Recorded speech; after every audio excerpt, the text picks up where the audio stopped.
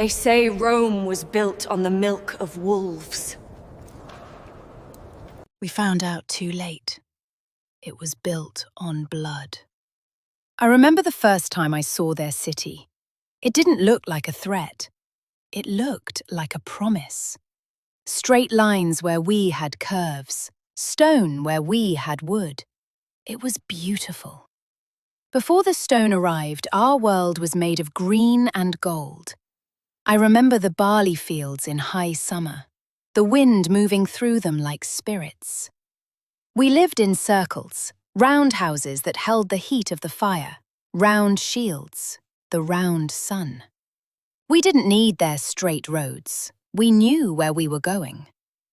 My father was a magistrate for King Prasutagus.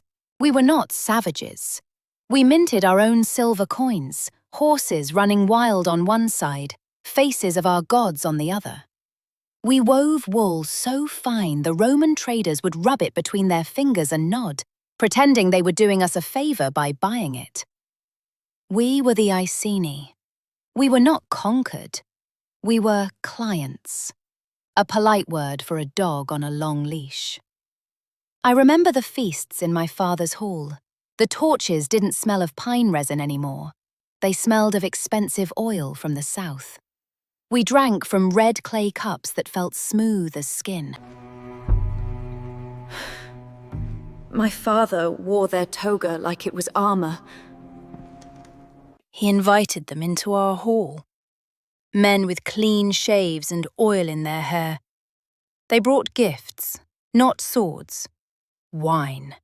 Thick, sweet wine in red jugs as smooth as skin. We drank it and felt sophisticated. We thought we were their friends. We thought being a client kingdom meant we were partners. I remember trying to learn their words. Amicus, friend, fides, loyalty. They had words for everything, even the gods. They told us our goddess Andraste was actually their Victoria. They tried to put a Roman helmet on our prayers, and we let them, because the king said it kept the legions away. But not everyone drank the wine. The Druids, they watched from the edge of the forest. They didn't touch the gold. They said a man who forgets his ancestors has no future. I should have listened to the silence in the woods. But a wolf does not care if the sheep speaks Latin. The gifts stopped. The ledgers opened. One day, a man arrived with a tablet of wax and a stylus that looked like a dagger. He wasn't a soldier. He was a moneylender. Seneca, they called him. He said the gold we thought was a gift was a loan, and the interest was due.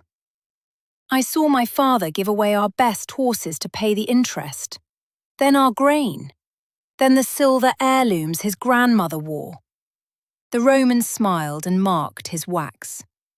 It was a quieter violence than a sword, but it cut just as deep. We were bleeding gold, and we didn't even know we were dying. Then the king died. Prasutagus, the anchor that held our world in place. He thought he could cheat fate with a piece of parchment. He wrote a will, half his kingdom to his daughters, and half to the Emperor Nero. He thought giving the beast a slice of the meat would keep it from eating the whole carcass.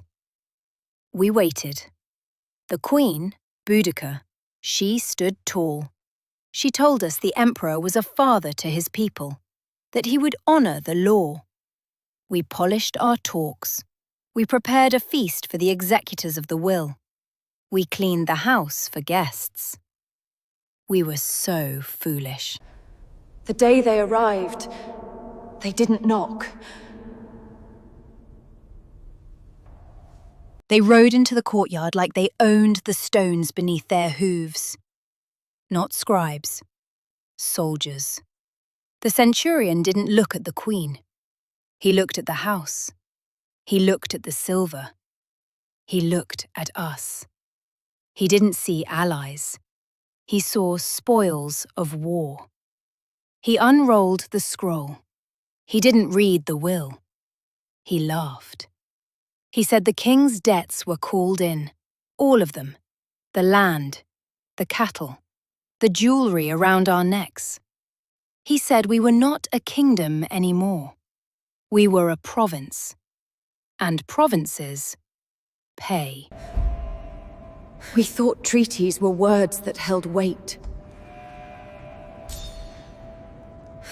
Rome thought treaties were things you break when you've taken all you can.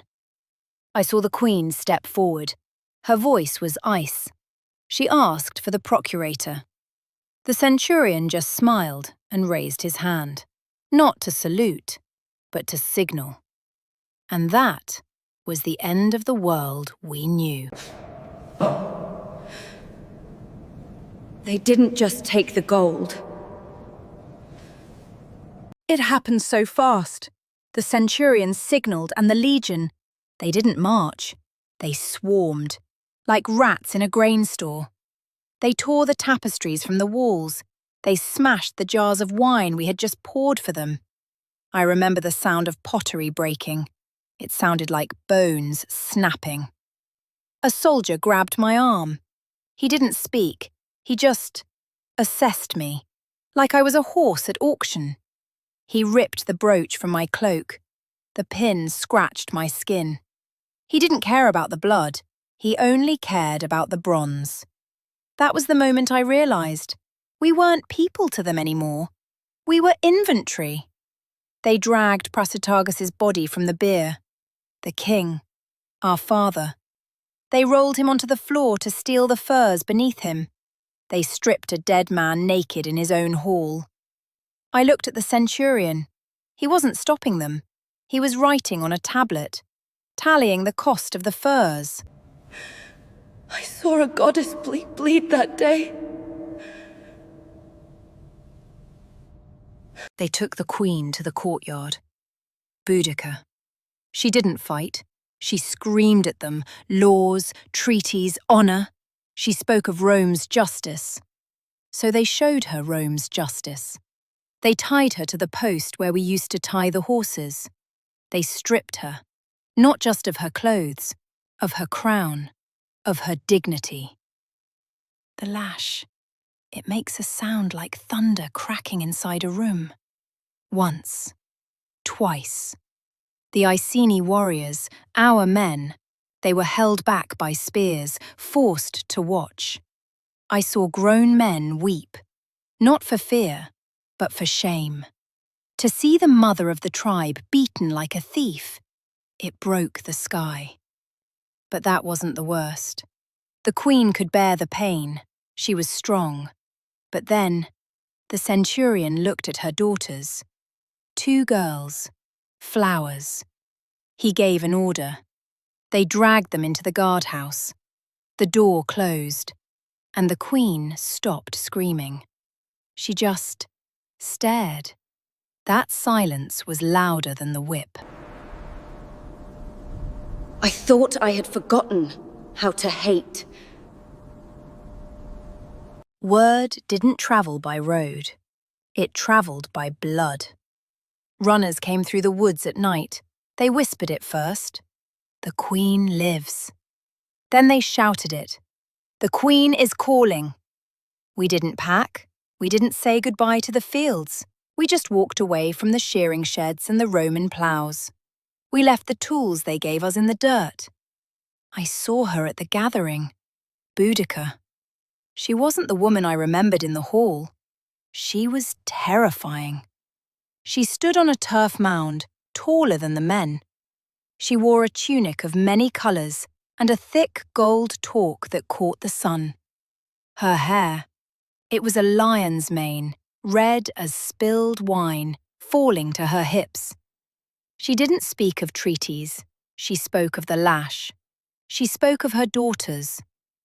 Every tribe was there. The Trinovantes, the Cornovi, people we used to fight. Now we only had one enemy. I looked at my hands.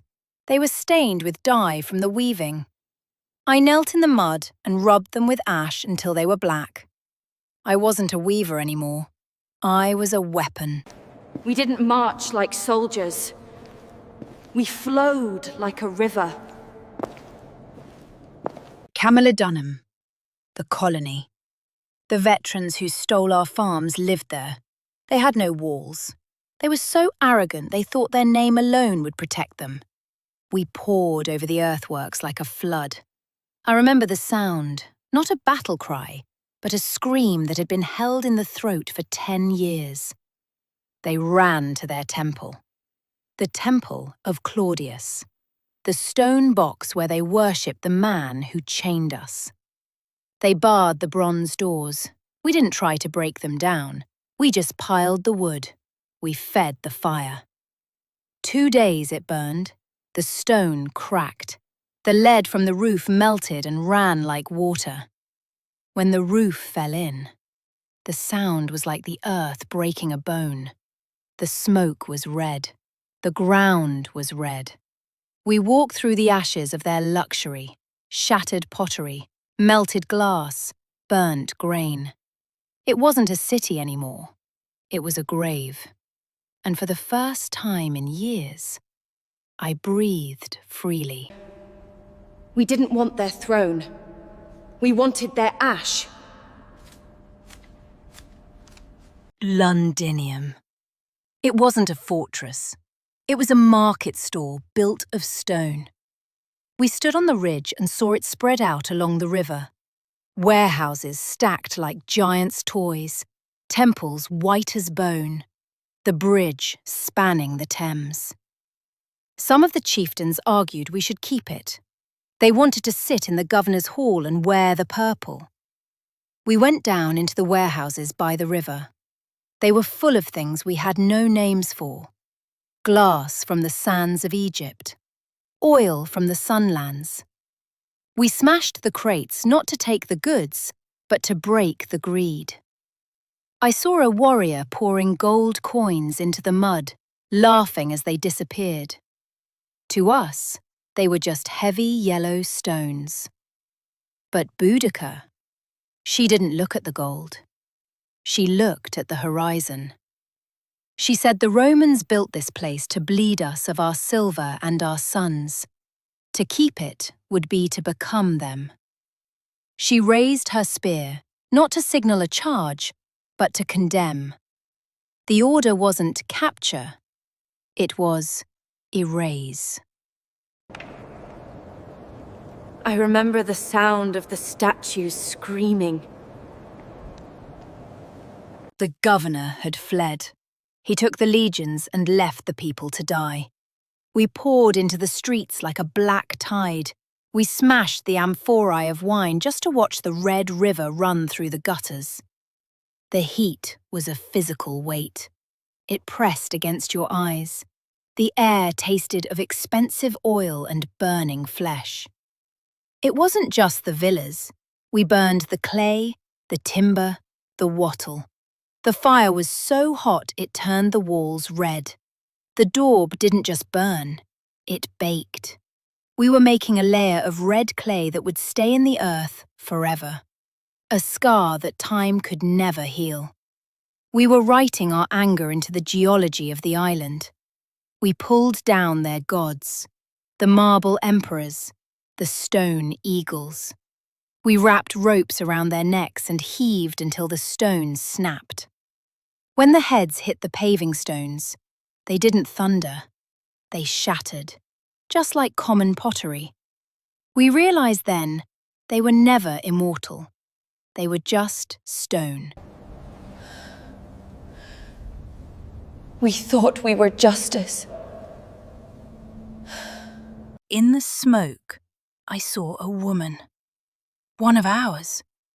She was wearing a Roman brooch she had ripped from a corpse. She was laughing. And for a second, she looked exactly like the soldier who had raided my home. I looked away into a burning doorway. A Roman child was hiding there. He wasn't a citizen. He wasn't a conqueror. He was just small. I found a small clay pot hidden under a floorboard in a shop. Inside were 4 carved gemstones, tiny red stones etched with pictures of eagles and gods. Someone had hidden them. Someone had thought, if I hide this, I might have a future. I held their future in my hand, and I crushed it into the ash. I didn't raise my weapon. I couldn't. I walked away. But the fire didn't care. That night I realized we hadn't washed the Roman stain away. We had just painted ourselves in their color. Blood. We were drunk on ash. 3 cities. Camulodunum, Londinium, Verulamium. 70,000 dead. We danced on the ruins. We drank looted wine from golden cups and shouted that Rome was finished. We thought the world ended where our fires stopped. I saw a young warrior wearing a Roman helmet he had taken. It was too big for him. It slid over his eyes. He laughed and banged his sword against a shield. We looked like a carnival of ghosts. We felt invincible. But a helmet doesn't make a soldier, and a fire doesn't make a kingdom. But Suetonius wasn't running. The 14th Legion wasn't panicking. Somewhere to the north, in the silence we didn't hear, they were grouping. They were sharpening their gladius blades. They were waiting for us to finish celebrating. We thought we had won the war. We had only just met the enemy. The fire Boudica lit would eventually consume her. But remember why she lit it. Under Roman law, a defeated noble wasn't a citizen. They were property. To Rome, her family had no rights the empire was bound to respect. That bureaucratic barbarism is what ignited the province. Following her defeat, the crackdown was total. Yet the Iceni didn't disappear. They evolved. Their capital was rebuilt as Venta Icenorum, and over generations, the children of rebels became citizens of Rome, weaving themselves into the fabric of Britain. Today, Boudica stands guard over London, the very city she once burned. She remains a warning that when the law becomes an instrument of oppression, resistance becomes inevitable. Rome eventually fell, just as the Iceni did. If you want to see how the empire collapsed from the inside, make sure you're subscribed and check out our upcoming playlists on the fall of empires right here. History wasn't just written, it was survived. Thanks for watching.